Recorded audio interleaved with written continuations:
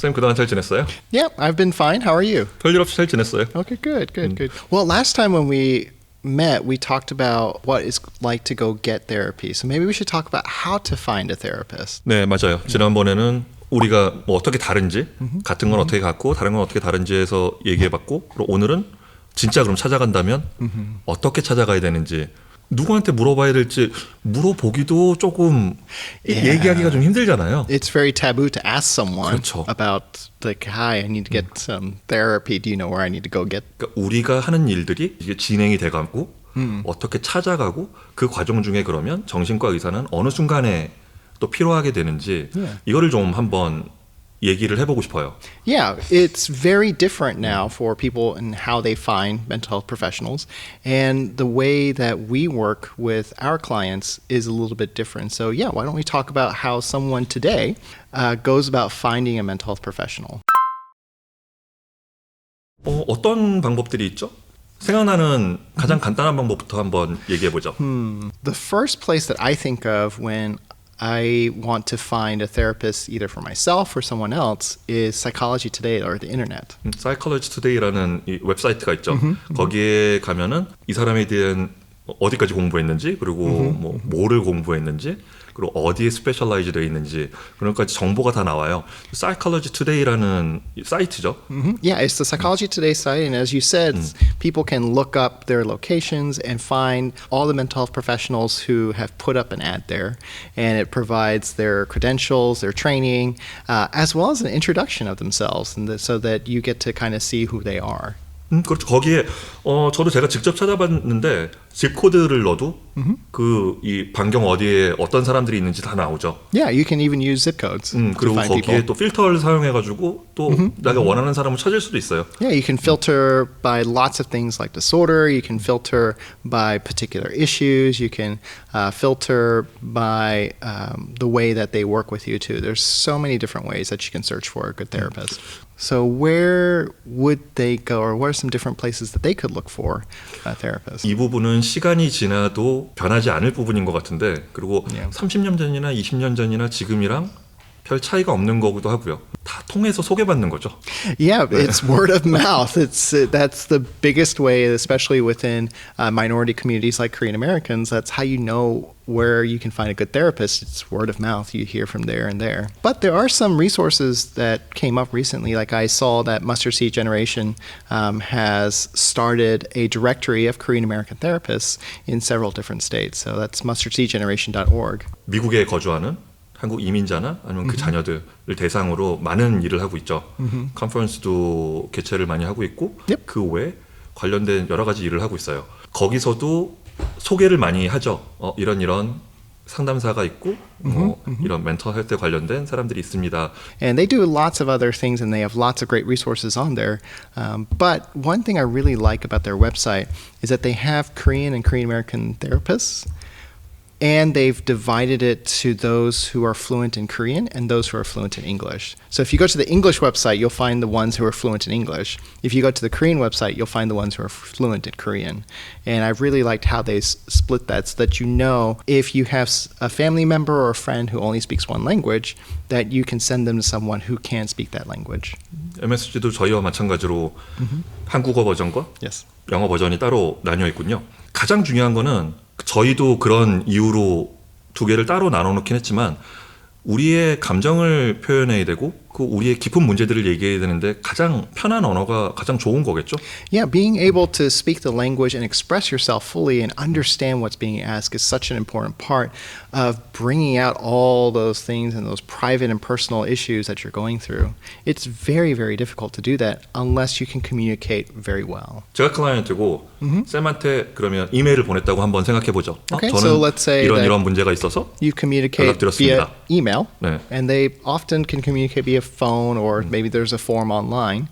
But let's say that you're the patient and you send me an email and you say, I'm going through this kind of issue, or I feel like I'm sad all the time and I just don't feel like the energy to do things. And then that email will then come to me, and then I will receive it. I will probably schedule a intake session with you. 보통 병원을 찾아가면 문진표라 그래가지고 나한테 있었던 뭐 내가 만약 감기로 찾아갔다 그러면 물어보는 것들이 있잖아요. Yeah, just like in the hospital, if you have any sort of sickness, they do an intake where you have to fill out all these different forms. 뭐 and you 아프신 데는 있나요? yeah, where does 네. it hurt, as well as talking about your history and family history of different things. So yeah, that's what's in an intake session. We gather a lot of your history and your context. 대표적인 질문들이 있다면 이 문제가 심각한지를 알아보기 위해서 뭐 최근에 자살을 시도한 적이 있습니까? 이런 질문들 물어보죠. Yeah, there are a certain questions that are on there that are you're going to find every single intake session. Some of them include, have you thought about committing suicide? Have you thought about harming others?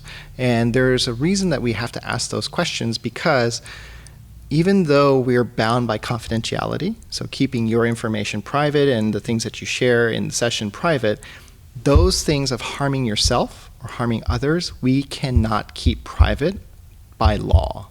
그 지금 한 얘기가 저희 그러니까 멘탈 헬스 쪽에 일하는 사람들한테 가장 중요한 얘기죠. 그 비밀 유지인데 비밀 유지가 깨져야 되는 경우도 있어요. 그 경우는 뭐냐면 이 사람이 당장에 어떤 신체적인 위협을 받고 있거나 위협을 남한테 가하려고 하거나 정말 자살을 내가 오늘 생각 중이다. 정말 이 디테일한 플랜을 가지고 있다. 그런 경우라면 저희가 비밀 유지를 할 수가 없죠. 그 Yeah. 부분에 대해서는. Yeah, you have to break confidentiality. But I really want to emphasize breaking confidentiality is not about telling on you or like getting you in trouble or making life stressful for you. It's a way to make sure that you're safe. 비밀 유지보다 더 중요한 거는 당연히 사람 목숨을 살리는 거죠. 근데 저희가 얘기하고 있는 게 방금 쌤이 지적해 준 대로 자살을 생각해 본 적이 있나요? 그런다고 거기에 대답하는 거를 만약에 있으면 있는 게 큰 문제는 아니거든요. 있을 생각 사람이기 때문에 생각을 해봤을 수도 있어요. 근데 거기에 예라고 표시했다고 해가지고 저희가 이 사람은 문제가 있는 사람이야. Yeah, just because you click yes that you've once thought, if you ever thought about suicide in your entire life, and you're like, well, 10 years ago I thought about it, that doesn't mean that we're going to call 911 immediately. 그 외의 질문들은 어떻게 보면은 뭐 다른 데서도 일반적으로 볼 수 있는 질문들 같아요. 뭐 가족 내 정신과적인 진단을 받은 사람이 있으니까 그 이유는 이게 유전이라서가 아니에요. Yeah, we ask lots of questions about family history, what sort of experiences that you have. We want to get as much context out of your situation as possible. And don't take those forms lightly, because what I tell people when they go see therapists, I'm sure those people have already turned to friends and family because of whatever's going on and try to get advice from them. It's like, well, that doesn't work. It's like, no, you're not listening to me. And a lot of that is because they don't fully understand what's going on with you. And as mental health professionals, we want to avoid that. We want to fully understand what's going on as we help you. The first few sessions are designed for the therapist to get to know you and to understand your situation. 가장 많이 생기는 오해일 수도 있고 찾아오는 클라이언트분들이 실망을 하는 경우도 있더라고요. 나는 이만큼의 문제가 얘기하고 싶은 게 있어서 갔는데 이걸 말할 수 있는 시간은 하나도 없고 찾아갔더니 내가 생각한 것과 다른 일반적인 질문들만 하게 되니까 내가 여기서 괜히 돈 낭비했나? Yeah, it's like, why did I come? It's like they didn't tell me to do anything. It's just I just got a whole bunch of questions and I had to answer all these questions. 모르는 사람들이 만났기 때문에 이 사람에 대해서 배경에 대한 설명을 듣지 않으면 이 사람의 진짜 문제를 우리가 들어줄 수가 없거든요. People who come to get therapy, they've gone through so much. And there's a lot that they need to tell. And we can't get that in like the 15-minute session that you had. We really can't get that in one session, an hour-long session. We can't get all the information. And sometimes it takes multiple sessions for your therapist to really understand what's going on with you and help guide you to a place where you can function better in your life. 일반적인 첫 번째 세션까지를 얘기해 봤는데 그 다음에 두 번째 세션에 가면은 하는 게 한 가지 더 있잖아요. 이것도 모두가 그러진 않지만 보통 일반적으로 하는 게 목표를 정하죠. Sometimes in the second, I would say it could be even the third or fourth 그렇죠. session, because 네. the first few sessions could be devoted to really getting to know you. 우리가 또 중간에 얘기했던 것처럼 신뢰를 쌓는 과정이죠. 이 깊은 대화를 하기 위한 Right. 서로를 알아가는 과정. Yes, the first few sessions could be the counselor or therapist really getting to know you. And it is different from just introducing yourself to someone because there is a particular purpose to why you're there. 처음 상담을 찾아가시는 분들이 염려하는 것처럼 답할 수 없는 막 어려운 얘기들을 물어본다거나 이 무거운 분위기는 아니라 사람 대 사람의 만남이기 때문에 결국은 처음에 신뢰가 쌓여야 내가 말을 할 수 있는 거고 그래야만 상담사의 입장에서도 이 사람의 문제가 뭔지를 빨리 알아들을 수 있는 거죠. Yeah, I think one of the biggest questions that comes up for people when they're looking for a therapist is how do I know I found a good therapist or a bad therapist? 상담사를 찾을 때 누가 좋은 상담사고 누가 안 좋은 상담사인지요?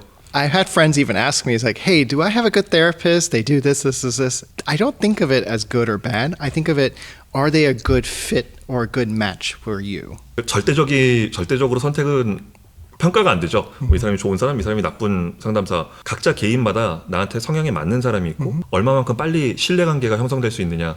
그 차이가 있을 수 있겠죠. Yeah, who do you feel comfortable like telling them everything that's going on with your life? Do they feel like they understand you? Then you probably have a good fit. If you feel weird talking to them and you don't like going, then that's probably a bad fit.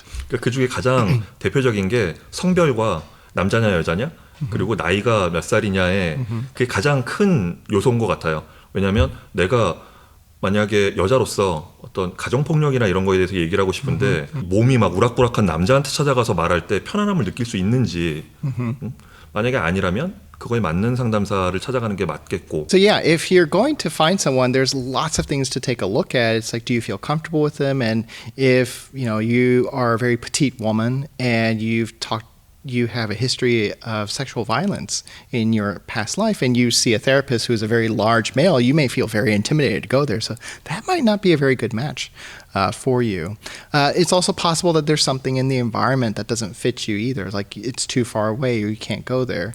Another big question that I get from my friends or people looking for therapists is how many sessions should I be going? 얼마나 여러 번을 찾아가야 되는지 그것도 비용 면에서도 중요하고 그리고 얼마나 많은 시간을 투자해야 되는지도 미리 좀 계획을 세우고 싶으니까 Yeah. 어떻게 생각하세요? Yeah, 개인적으로? most people go about once a week and they go typically from 6 to 8 weeks because that's what their insurance programs or their insurances will allow them to go. 보험사에서 허락하는 그래서 이 정도 안에 끝내라. 그러니까 우리는 이 정도만큼 돈을 지불해 주겠다라는 게 보통 6번에서 8번이죠. Yeah, typically about 6 to 8 sessions are what's covered.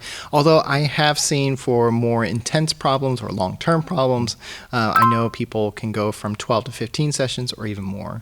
어떤 경우에는 일반적으로 저도 일반적이라고 생각하는 거는 한 12번?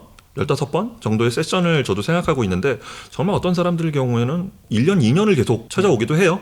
그건 개인적인 필요에 의해서 그러는 거죠. 상담사 입장에서 이렇게 찾아오세요라고 말하는 게 아니라 Yeah, that's true. How many sessions someone's go, it's very rare for the therapist said, oh, you need to come for this many sessions in order for you to get better. It's usually because of the client. They decide like, okay, I need to keep coming and get this in order to be able to move forward. 네, 맞아요. 보통 일주일에 한 번?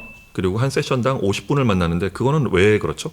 Yeah, that's a really great question. It's like, why is it that it's only once a week and the sessions are only 50 minutes long? It's like, I got a whole life story to tell you. Why do they only see you once a week or for 50 minutes? 꼭 정해져 있다고는 말할 수 없어요. 뭐 약간 문제가 심각하면은 또 약간 긴급 상황이라면 일주일에 2번도 찾아갈 수 있고 그 시간을 좀 늘려서 뭐 2시간을 얘기할 수도 있죠. 할 수도 있는데 50분이라는 시간과 일주일에 한 번이라는 걸 정해놓은 가장 큰 이유는 만약에 시간이 정해져 있지 않고 2시간, 3시간 마음대로 할 수 있다면 얘기가 정리가 안 되죠. Yeah, if you talk too long, it's difficult to organize all the thoughts and kind of see what are the important parts of it. And it's difficult for the therapist to be able to carry everything that you said in a 3-hour, let's say a 3-hour period of everything that's happened as well. A lot of therapy is really up to the client, and it's different for each individual, whether it's who you see, how long you see, and how often you see. 그러고 하나 이 대답을 안 한 것 중에 일주일에 한 번이라는 거는 일주일에 한 번을 주로 약간 원칙적으로 하고 있는 이유 중에 하나는 50분이라는 시간이지만 그 안에 얘기했던 내용이 굉장히 인생에서 굉장히 중요한 얘기들이고 내 감정을 크게 흔들 수 있는 내용들일 수 있거든요. 그렇기 때문에 일주일의 시간 동안 또 프로세스하는 시간이 필요한 것 같아요. 그 다음을 준비하고 또 내가 했던 얘기들을 정리해보고 그래서 일주일에 한 번 50분이라는 시간이 저는 정해져 있다고 생각해요. The week difference allows someone to kind of process it themselves after they've talked with someone. And so that space of time allows them to reflect on it and think on it and to maybe make some progress in their own life before they come and check in again. 다음에 우리가 만났을 때는 그러면 뭐 다른 주제로 또 우리가 어떤 궁금증을 풀어드릴 수 있을지 생각해보고 다시 만나기로 하죠. Yeah, let's think about what we can talk next time and what sort of questions people have about therapy and mental health. So until next time. 네, See 다음에 you, 봐요. June.